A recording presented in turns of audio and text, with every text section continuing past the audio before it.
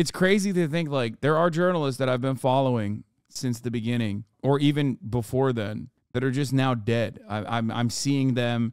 I listened to their voices. I saw them communicate about what's going on the ground. And then a couple weeks later, you just see them dead.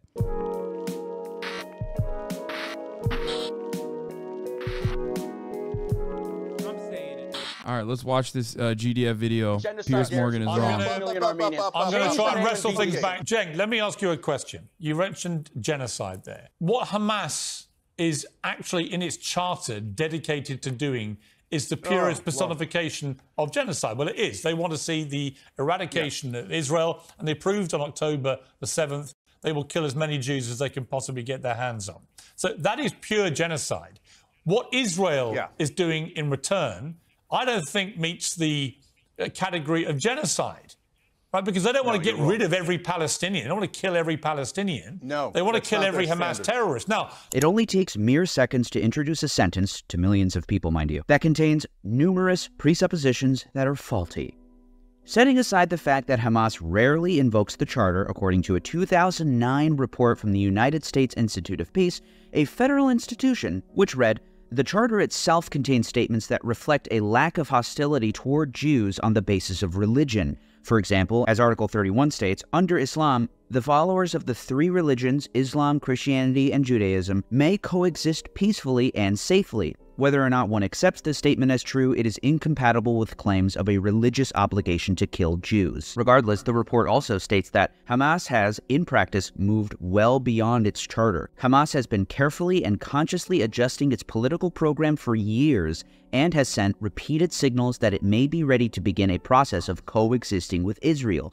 Further, Hamas leader Khalid Meshal urged outsiders to ignore the Hamas charter. In 2017, Hamas revised its charter altogether. According to the Rand Corporation, the major defense think tank, Hamas dropped the language explicitly calling for Israel's destruction, which suggests an effort by...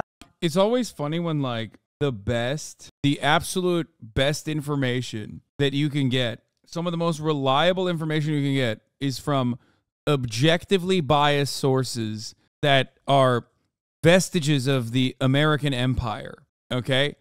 Straight up. Like, this is why half of OSINT Twitter is like insane war perverts, okay? And it's so funny. Like, it's not that hard. You could just go to the Washington Institute or the Rand Corporation and search this shit, and they will tell you. They will literally just straight up tell you. Obviously, they'll season it or they'll message it in a way where it'll be like, they'll message it in a way where it'll be like obviously biased, but still, like, you can find this information by Hamas to portray itself as more of an Islamic national liberation movement. Setting aside the fact that Hamas took hostages, evidently not killing every Jew that they could get their hands on, and that some of the dead were reportedly killed by the Israeli military, according to an article from the Israeli Yediot Ahronoth, after the pilots realized that it was very difficult to distinguish between terrorists and Israeli soldiers or civilians, the decision was made that the first objective of the fighter helicopters is to stop the deluge of terrorists. 28 fighter helicopters shot over the course of the day all of the ammunition in their bellies. We are talking about hundreds of 30mm cannon mortars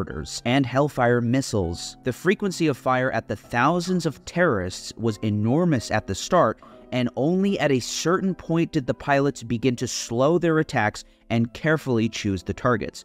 According to the Air Force, in the first 4 hours from the start of the battles, helicopters and fighter craft attacked about 300 targets, most in Israeli territory. Wait, what? Non-profit but for profit, they're a dishonest company which reaps the benefits of non-profit. So they aren't sorry for their charter or their message. They're just sorry the rest of the world didn't like the wording. So they'll say it without writing it next time. Brother, I don't know if you know this, but political organizations oftentimes rebrand. They always engage in violent actions as a constant, but oftentimes they will retriangulate their message. I don't know if you know that. An example of a political organization that is like retriangulated its messaging would be probably Likud. Some of the original doctrines have remained. I mean, when you even consider the PLO or the Palestinian Authority, these were originally considered terror cells. Like, they're comprised of people who were also terrorists. Same with the ANC. Same with Nelson Mandela. Throughout time, organizations have the capacity to shift. This does not mean that, like, they're talking about OpenAI? No, I don't think he's talking about OpenAI. I think he's talking about the new Hamas charter. They explain in these articles that what they saw at the beginning of this operation was complete chaos. And in fact, here reported by Haaretz, a journalist on X, who says that this 48-year-old man that we see in this picture. What? I fucking said this and you denied it? You literally said anyone who said Israel killed its own citizens was anti-Semitic? No. I said it is ridiculous to claim, and copium, and I still say this, to engage in any kind of like fucking to engage in any kind of fucking rhetoric that automatically one tries to act like the overwhelming majority people killed were not civilians, and two, to act like Israel was responsible primarily for killing the most Israeli civilians. I still maintain that position. Okay, I did not say it's anti-Semitic to say that Israel killed its own citizens. I don't think that. I don't know how you inferred that. I, as a matter of fact, did say Israel most likely did kill some of its own civilians. In that process, we had limited evidence at the time.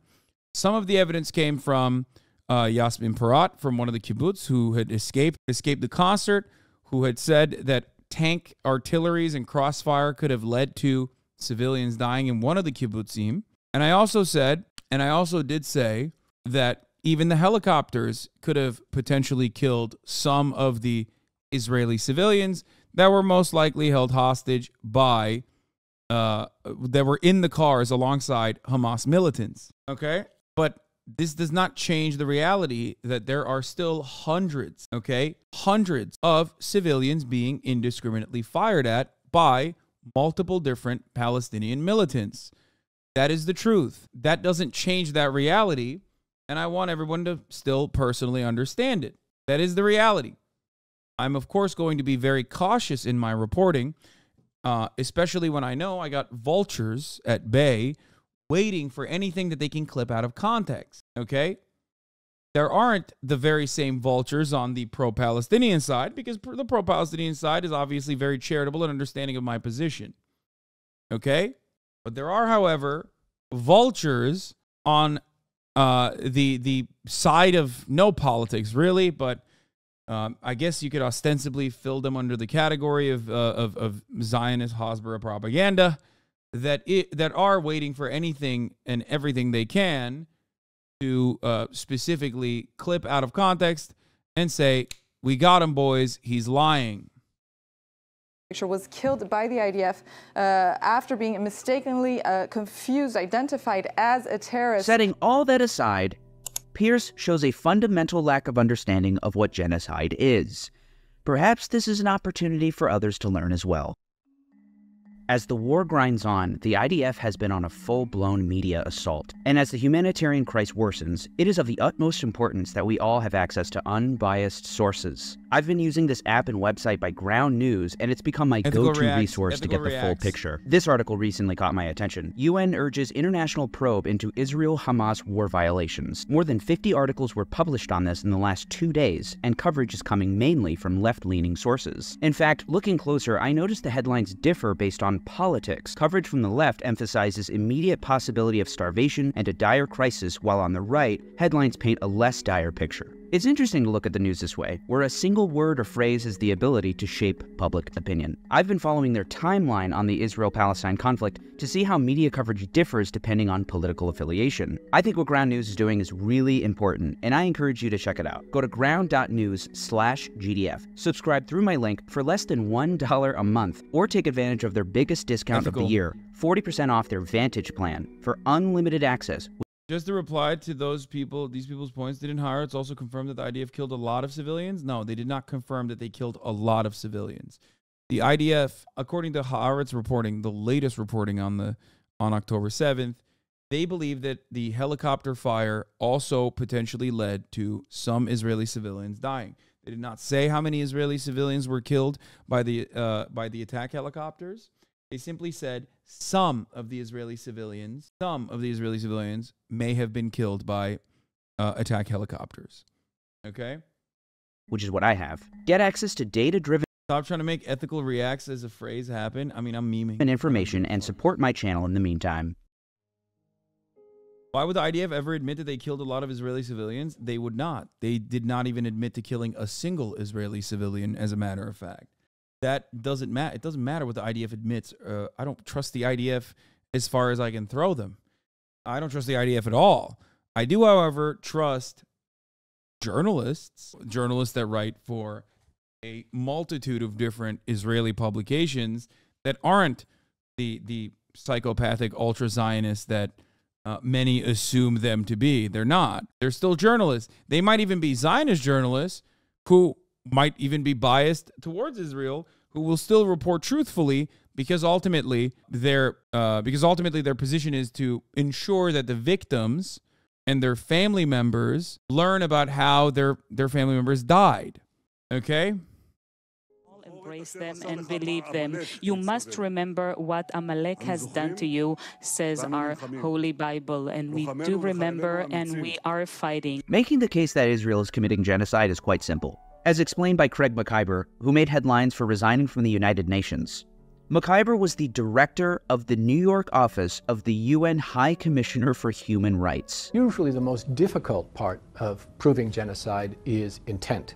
In this case, the intent by Israeli leaders has been so explicitly stated and publicly stated by the Prime Minister.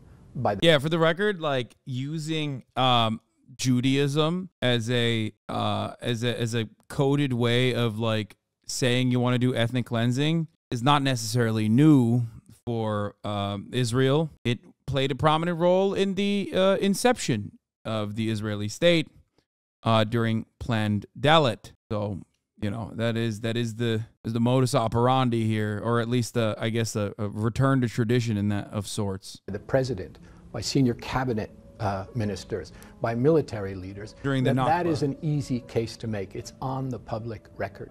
The day of the October 7th Hamas attack, Benjamin Netanyahu addressed the people of Israel. כינסתי את ראשי מערכת הביטחון, הנחיתי קודם כל לטהר את היישובים מהמחבלים שחדרו פנימה.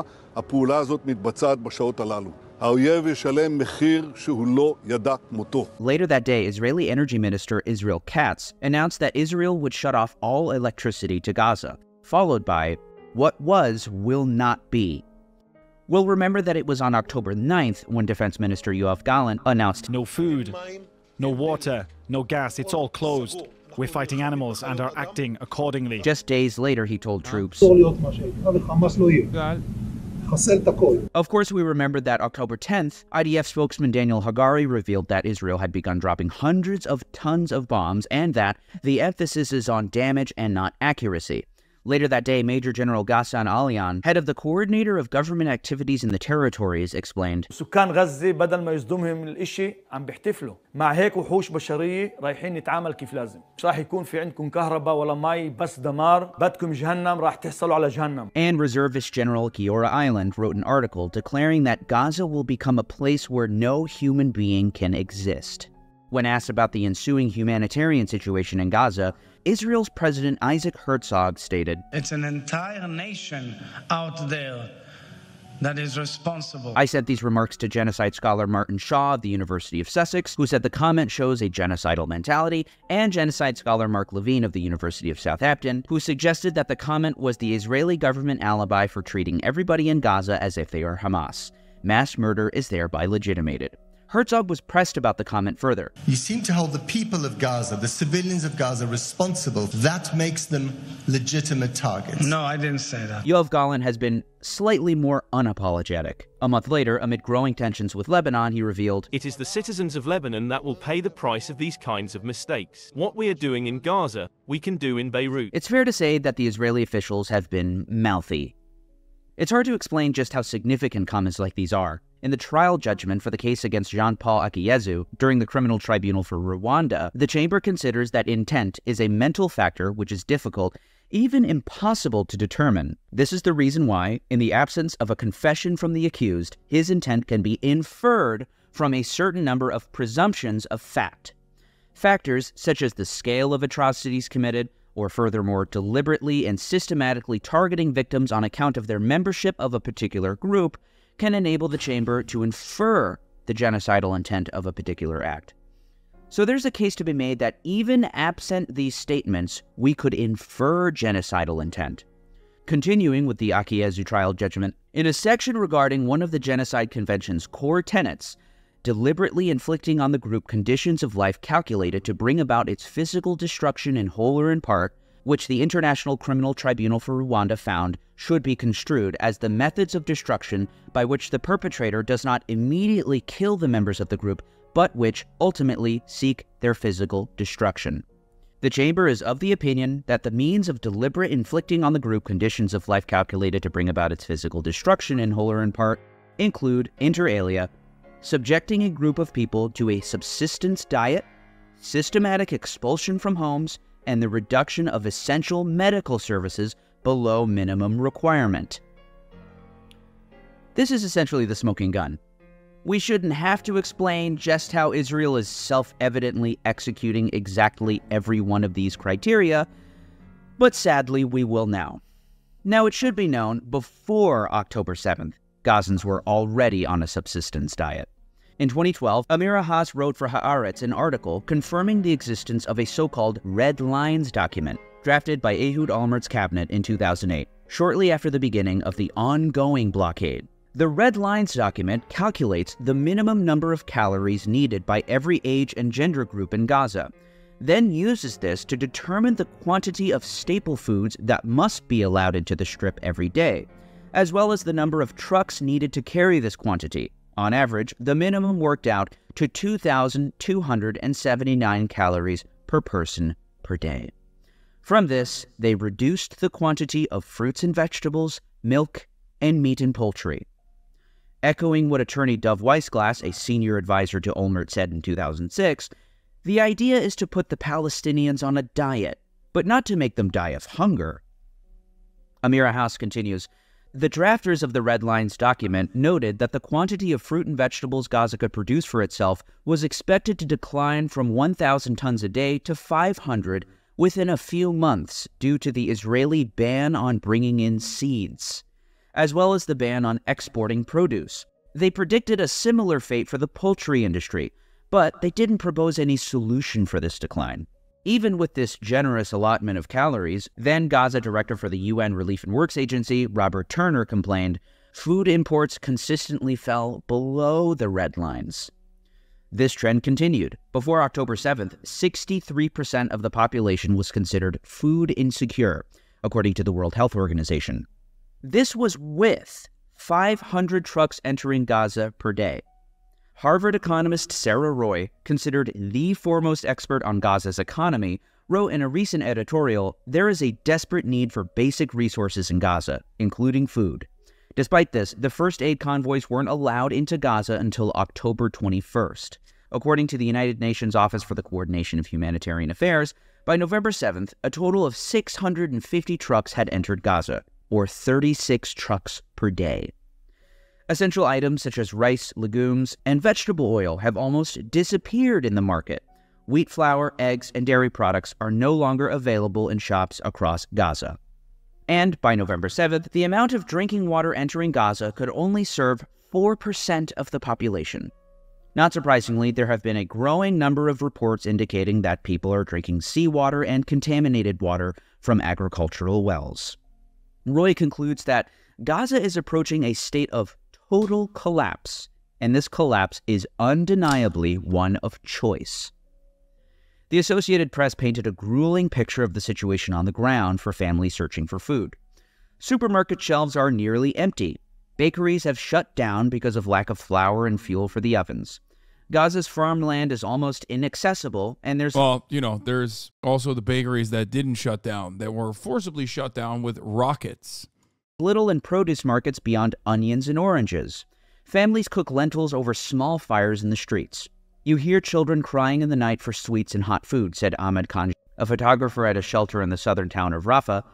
I can't sleep. Many people say they've gone weeks without meat, eggs, or milk, and now live on one meal a day. There is a real threat of malnutrition and people starving, said Ali Zaki, spokesperson for the UN's World Food Program. What aid workers call food insecurity is the new baseline for Gaza's 2.3 million people. According to OCHA, or the UN Office for Coordination of Humanitarian Affairs, on November 4th and 5th, 7 water facilities across the Gaza Strip were directly hit and sustained major damage, including 3 sewage pipelines in Gaza City, 2 water reservoirs in Gaza City, Rafah, and Jabalia refugee camp, and 2 water wells in Rafah. The Gaza municipality warned about the imminent risk of sewage flooding. Indeed, the targeting of water infrastructure prompted Euromed to describe Israel's campaign as a war of starvation. The Israeli war of starvation has taken very dangerous turns, including cutting off all food. To be fair, a lot of these guys are also Hamas, so, you know. And even if that's not the case, I will just simply say it as it is. See, ambulances, Hamas. Supplies to the northern half and bombing and destroying factories, bakeries, food stores, water stations, and tanks throughout the entire enclave. Prior to the ongoing Israeli war, 70% of the Gaza Strip's children suffered from varying health issues, including malnutrition, anemia, and weakened immunity. However, Euromed Monitor said the number has increased to over 90% as a result of the unprecedented Israeli attacks. Strikingly, before October 7th, when 97% of water was unfit for human consumption, since then, there is 92% less water consumption. Further, the only mill in Gaza able to grind wheat is not working, due to a lack of electricity and fuel. 11 bakeries have been hit and destroyed since October 7th. But as UN Relief and Works Agency Gaza Affairs Director Thomas White noted, people are beyond looking for bread. It's looking for water. In terms of systematic expulsion from homes, on October 13th, Israel ordered residents north of Wadi Gaza, a river and wetland, numbering 1.1 million people to evacuate to the south of the Strip. After which Michael Schmidt, a scholar of the Lieber Institute at West Point Military Academy, opined, "I struggle to see how warnings that Gaza City is about to be attacked and civilians should leave can be characterized as anything other than actions designed to minimize loss of life and injury," which spurred a rebuttal from Yusuf Syed Khan, a senior lawyer at Global Rights Compliance, who wrote, "Giving effect to an order to displace through acts of coercion in such a context might include the IDF's repeatedly using the word must to communicate and qualify the parameters of both the insistence upon evacuation and possible return, as well as relentless attacks against civilians or civilian infrastructure, including schools and hospitals, coupled with the complete denial of humanitarian aid, which may be said to render life uninhabitable in a certain area." Further, Israel's Energy Minister Israel Katz made it clear when he said, "All the civilian population in Gaza is ordered to leave immediately. We will win. They will not receive a drop of water or a single battery until they leave the world." Yeah, meanwhile, according to NPR 5 days ago, more than 200 medical personnel have been killed since the war started. Their colleagues say there's been no time to mourn. In that spirit, doctors shared details about the lives that were lost. 60 journalists, I believe, or 50 journalists a couple days ago, 51 journalists a couple days ago, 4 in Israel, the rest, of course, 1 in Lebanon, and the rest in Gaza. So, I mean, this video makes an undeniable case. Oh, the Real Life Lore video, why Israel was originally attacked. Yeah, I heard Real Life Lore did some banger videos. Indeed, the on alternative to leaving was declared in no uncertain terms by Defense Minister Yoav Gallant. Those who want to save... It's crazy to think, like, there are journalists that I've been following since the beginning, or even before then, before October 7th, that are just now dead. I'm seeing them. I listen to their voices. I saw them communicate about what's going on the ground, and then a couple weeks later, you just see them dead, like being carried out on a stretcher with the press vest that they used to wear put on top of their lifeless body. And it's fucking insane. Yeah, killed alongside their families, by the way. Israel has round-the-clock surveillance. They know the targets that they're striking. Israel knows where these people live. They have the capacity to call them. Their life, please go south. And by IDF leaflets and cell phone audio messages.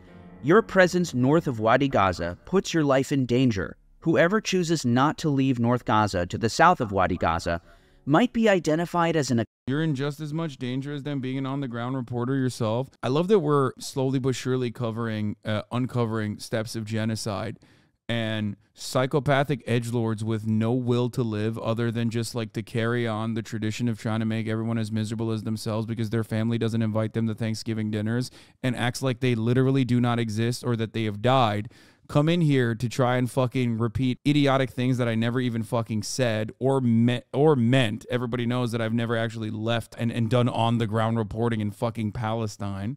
But, you know, your goal in here is to just say stupid shit like this, because if you don't get this message out and try to hope that you can change a person's life for a brief moment, have them like recognize that you're alive, you know what I mean? You might actually end it all. So I will provide that service for you for a brief moment, okay? It makes me happy to know that you will continue living and won't off yourself because absolutely zero people like you, and that you will continue this fucking train of just compounding on the hatred in your sad, miserable life. You can type in ha-ha-ha's in all caps, but we both know deep down inside you're crying because your soul is broken, okay? It's broken. You can fix it. You can fix it. And I hope you will, okay? I hope you will. But it does start with leaving the communities that you are in that are slowly but surely sucking you into this rabbit hole of despair. No, I'm not mad. I'm disappointed. Please don't ban me. No, I won't. Don't worry. Don't worry, little one. I will not ban you. I don't want you to off yourself, okay? I want you to change your life. I want you to be happy. Doing stuff like this, not going to help. It only makes your life worse. You might think that you are in a community that understands where you're coming from. You might think that you're in a community that understands where you're coming from, that gives you a sense of purpose. You know, this guy that you've never met before, that you have been conditioned into fucking hating, is mad in this moment, in this very moment. Like, he got really mad I got to him. You didn't. I've heard this uncreative sentiment expressed 1,000 times over. I want you to be better. Okay? I know I gave you exactly what you wanted. What you wanted wasn't a clip. What you wanted was someone to recognize you. Because it does feel like you have no friends sometimes. Especially when, you know, you feel like the walls are caving in and you're just like sitting there alone in your dark room, hoping for someone to reach out. So I'm telling you, okay? I'm telling you, yes, Senpai noticed you. And now I'm telling you what to do. Quit the shit. Stop going on the fucking same drama farming, lolcow Discord servers. Stop engaging with the same fucking subreddits, because that is only going to make you worse. One day you will recognize that you have a deep addiction, okay? The quicker you snap out of it and try to make something better of your life, the faster you will be happy, and you won't turn into a fucking 47-year-old kissless virgin, okay? I'm just cut the Celtics loss to the Hornets. All right. Accomplice in a terrorist organization. And the destruction of homes and property ensured that there's nowhere for them to go back to. According to the UN, as of November 8th, at least 45% of homes in Gaza, not North Gaza, but all of Gaza, are either damaged or completely destroyed. In the trial judgment for Mladen Neledilic and Vinko Martinovic, the Criminal Tribunal for Yugoslavia interpreted that the deliberate destruction of homes was indicative of intent to forcibly displace civilians. When a genuine evacuation takes place, there is an obligation to bring the population back when the hostilities have ended. No attempts to return them were made. In fact, most of their houses were torched. With regard to bringing them... Hasan is such a window warrior, self-proclaimed propagandist loser, fake socialist too. Smokey the Dab, I'm sorry that the words that I actually fucking said to the other guy hurt you so fucking deeply to your core that you had to respond in this way. But everything I said, and I think you know that as well, could be said specifically for you too. Okay? Goal is the same. Snap out of it. Go to the gym. Start a new life. I promise. I promise. Okay? I know I said something and it had an AoE impact on every fucking loser incel in a 7,000-mile vicinity. Okay? I know. The population back, in the words of Israeli Minister of Foreign Affairs Eli Cohen. At the end of this war, not only will Hamas no longer be in Gaza, but the territory of Gaza will also decrease. Indeed, Francesca Albanese, Special Rapporteur for Human Rights in the Occupied Territories, warned that Palestinian... He's still saying, rent-free loser. I've never seen him say the truth once in his life. Brother, you've been in here since 2022. You've been in here since 2022. How are you going to fucking say, like, posting, I love Jordan Peterson? How are you going to say rent free, dog? And you like Ludwig? What? He said, Vivek is my president. He said, hands down the dumbest community. I went to high school with Smokey the Dab. He had his mom buy his crush some thongs for her birthday. Everyone made fun of him so bad he had to be homeschooled. I made this all up, but spread it around. God damn, son. Live your life, dude. Live your life. Someone you should look up to. JP is the best. Yeah, I come in here to hate watch and make fun of you with my friends. Brother, you have no friends. That is the most friendless activity of all time. You think you have friends. Simply what you're doing is talking to a fucking IT guy who's 48 years old, eating hot Cheetos by himself in a dark room just like you. Okay? You think he's your friend because he has the same interest in, like, coming in here and being like, we really own this guy, right? But, like, you got no friends, homie. You got people on Discord with similar interests. What I'm trying to fucking tell you is you can snap out of it and no longer have the Cheeto crust all over your fucking keyboard, okay? You can move away from this world. You can move away from this reality. You can make something for yourself, and you can be happy. I want you to be happy. The healthier you are, the less you'll come in here and fucking annoy me, all right? Meanwhile, while you're here, you're watching the top of the hour ad break, or at least getting gifted a sub by someone so you can avoid it, but others can't. So my hate watchers still end up helping my finances, getting my money up. Hate watch is actually a thing? Oh, it absolutely is. It's a big thing. Not necessary to go this far. I mean, it's not. It's not that far. It's serious. This is serious stuff. You can be like, no, it's me and all my best friends, dude. Again, making up shit. Something you do best. Bro, you're 100% fake. I'd love for you to say one true thing. It would make my day. Joke's on you. I use ad block. How are you going to get mad at me for literally fucking misunderstanding? How? That's crazy. This is such a weird fucking phenomena that only happens on Twitch. Or, well, I guess it happens on Twitter too, but it happens in real time on Twitch where it's like, sorry, I misunderstand you. And actually, unironically, that's your fault. What do you mean? You said leave this world. I know you meant the world of toxic shit, but chatters can't infer shit. No, that's not what I mean at all. I'm talking literally about leaving the world of, like, hatred. Hasan saying it. I'm not clicking on that link. All it took was for me to read one unhinged chatter, and every single one that also wants the attention immediately fucking goes, no, me. You're talking about me when you say, like, weird incel pervert. I'm the guy. There are plenty of reformed hate watchers in this community. Plenty of people who came in here thinking like, oh, I'll get him. I'll get him this time, right? I'll fucking own him. I'll own him real good. A lot of those people change their minds. All it takes is a moment of charitability. All it takes is a moment of charitability. So many baseless claims. I used to be a Hasan fan. And there's plenty of people who do this too. Plenty of people who go, I used to be a Hasan fan. Following since 2013, 11-9. Is this like a normal thing for a large streamer? Or do you have an oversized target on your back because your left is? Bit of column A, bit of column B. Most streamers don't actually talk to their chat or interact with their chat this aggressively. I always do. So there's a lot of people who are like desperate for that. Yeah, bro. He's like, listen, dog, November 19th, yesterday, I was a fan. Today, things are very different.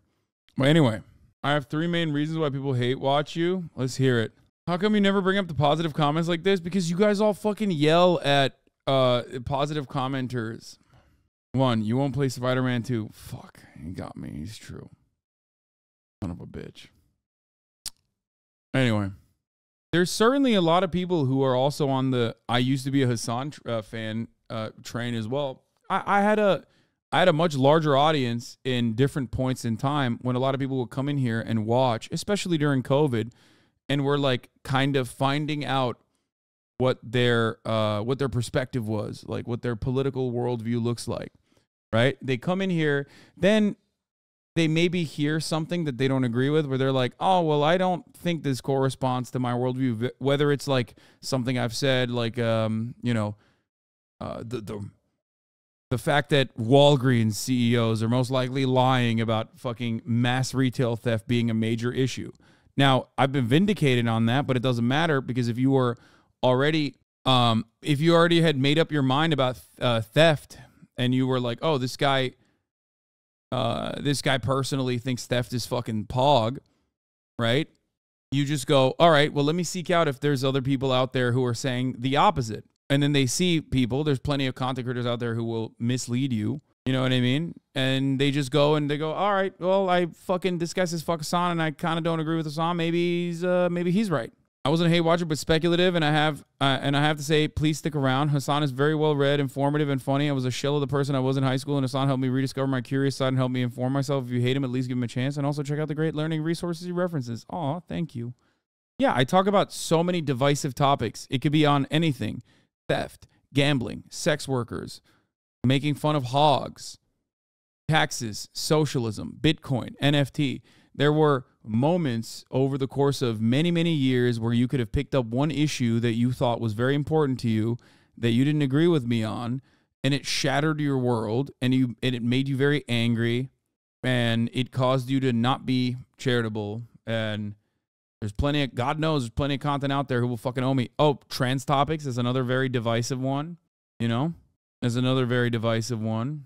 And you're a pretty standard streamer, to be fair. I think so. Ukraine, American foreign policy, that's a big one for a lot of progressives who can't shatter their worldview on that front. Impossible for them to do so. First, I started watching as a baby socialist left because I wanted to hear more black leftists, but eventually came back because his analysis still holds up after all this time. Yeah. Viewership is down, though, to be fair. No, everyone's viewership is down for sure, but mine is certainly more down than it's supposed to be at this time. I'm aware of it. I mean, but my favorite times on stream are when I'm on the weekends, when viewership is more down across the board than any other normal day of streaming. And it's my favorite time to stream because I have no like legitimate expectations. You know what I mean? I don't have any like weight. I don't have to carry around like a major burden. My friend's gonna watch you after Cuban G slur because they're defrogs. What, Gusano? Okay. Cuban G slur. What the fuck? It means worm, dog. It's like a political fucking take. It means counter-revolutionary. Why means it G slur? Like saying C slur.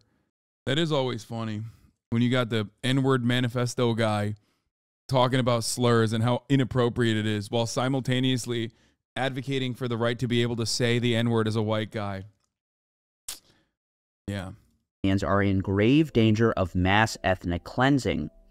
The situation in the occupied Palestinian territory and Israel has reached fever pitch. Just days later, she and several other special rapporteurs, including the Special Rapporteur on Human Rights of Displaced Persons, warned a risk of genocide against the Palestinian people. At the end of October, a worrying so-called concept paper had circulated around social media, reportedly from the Israeli Ministry of Intelligence, detailing a plan to expel all of Gaza's population, 2.3 million people, into Egypt. The plan called for establishing tent cities in Egypt, creating a humanitarian corridor, then building cities in the northern Sinai to house the refugees for the long term, with a security zone to prevent Palestinians from returning to Gaza.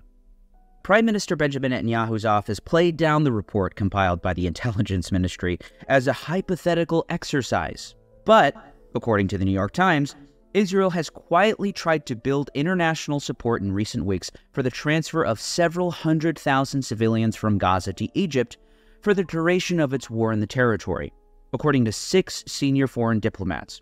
Israeli leaders and diplomats have privately proposed the idea to several foreign governments, framing it as a humanitarian initiative that would allow civilians to temporarily escape the perils of Gaza for refugee camps in the Sinai Desert, just across the border in neighboring Egypt. Just one small problem, as described by the Criminal Tribunal for Yugoslavia in the appeal judgment for Milomir Stakic.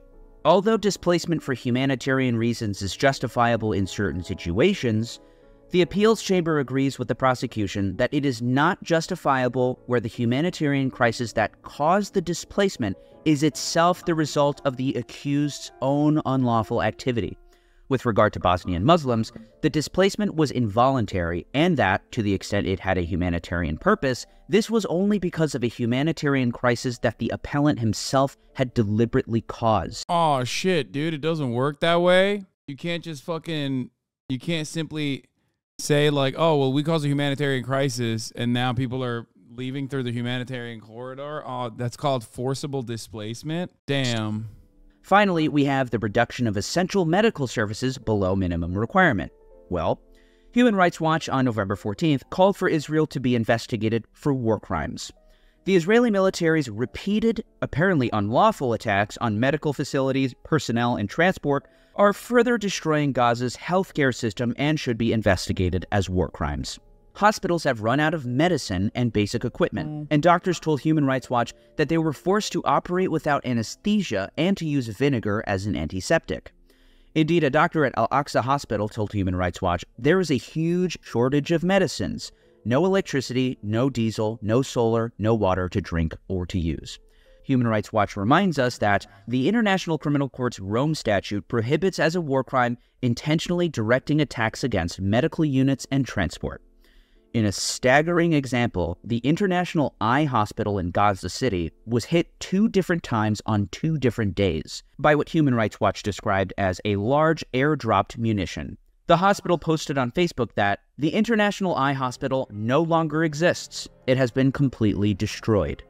The Turkish-Palestinian Friendship Hospital, which housed the only specialized cancer treatment center in all of Gaza, was hit 2 nights in a row. The hospital shut down on November 1st because of the airstrikes and lack of fuel. Indeed, the WHO has reported on November 12th that premature and newborn babies on life support are reportedly dying due to power, oxygen, and water cuts at Al-Shifa Hospital. For those of you that don't know, Al-Shifa is the largest hospital in all of the Gaza Strip. Staff across a number of hospitals are reporting lack of fuel, water, and basic medical supplies, putting the lives of all patients at immediate risk. More than half of the hospitals in the Gaza Strip are closed. Those still functioning are under massive strain and can only provide very limited emergency services, life-saving surgery, and intensive care services. The WHO had also warned on November 8th that the current disease trends are very concerning. They report that before October 7th, reports of diarrhea were steady at 2,000 cases a month. Now, since mid-October 2023, over 33,000 cases of diarrhea have been reported. Over half of these are among children under age 5. For people that think that it's funny, haha, diarrhea or whatever, in this situation, it's very deadly. It's not diarrhea because you had a bunch of tacos and you have access to water. If you don't have access to clean drinking water, it kills you through dehydration. There's also scabies and lice, chickenpox, skin rash, and upper respiratory infections. Lack of medicine. No one in the chat even made that joke. I'm just saying, there are people who think, oh, diarrhea, for treating communicable diseases further increase the risk of accelerated disease spread. You see, it's simple. Just a simple gander at the bare facts lays out in clear terms the situation.